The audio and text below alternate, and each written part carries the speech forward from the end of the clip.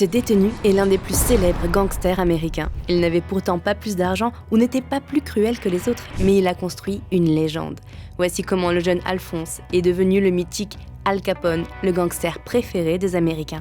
Alphonse Capone grandit à Brooklyn dans les premières années du XXe siècle au sein d'une famille d'immigrés italiens. Alors que son père l'envoie gamin devenir cireur de chaussures, il parvient à extorquer les autres enfants de leurs revenus. Plus tard, devenu comptable, marié à 19 ans, il commence une vie bien rangée, mais il rêve de lumière, d'être quelqu'un. À la mort de son père, finit la légalité, direction Chicago où une loi va changer sa vie. En 1920, les États-Unis interdisent de vendre et fabriquer de l'alcool. Il entre en scène au moment où la prohibition s'installe dans le pays. Et il est l'homme de la situation, au bon moment et au bon endroit. Al Capone s'engouffre dans ce nouveau business et le fait fonctionner comme une entreprise dont il prend la tête. C'est la capitalisation du crime. Il emploie des centaines de personnes et détruit autant de vies. Meurtre, kidnapping, trafic d'êtres humains, proxénétisme. Devenu riche, il dépense sans compter. Pour sa famille et pour lui d'abord. Il aime se montrer dans des costumes sur mesure et colorés, exceptionnels pour l'époque. Alphonse, qui a toujours été grand, massif, devient élégant. Mais il dépense de même pour les autres. Le gangster finance des soupes populaires pour les chômeurs. Il distribue des pièces et des jouets aux enfants des quartiers pauvres. Il laisse des pourboires énormes et traite avec sympathie tous ceux qui croisent son chemin. On le dit juste, comme l'illustre cette anecdote. Après avoir manqué de respect à une jeune femme, le frère de celle-ci l'agresse avec un couteau. Il en gardera une cicatrice et un surnom, Scarface. Il reconnaît avoir eu des propos déplacés et embauche son agresseur comme garde du corps. Alors que la plupart des malfaiteurs vivent dans la clandestinité, Al Capone, lui, veut être partout.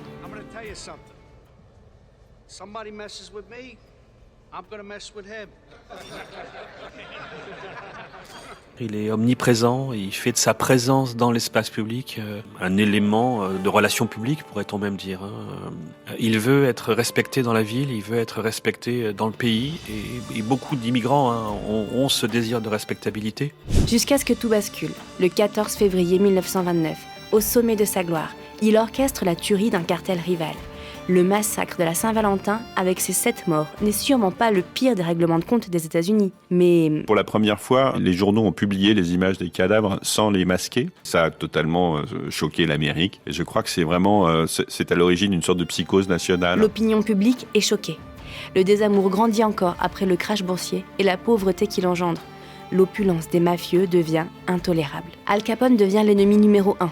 Une équipe de policiers, les incorruptibles, assèche ses finances en confisquant l'alcool de contrebande. Arrêté pour fraude fiscale alors qu'il pense négocier une courte peine, le juge en décide autrement.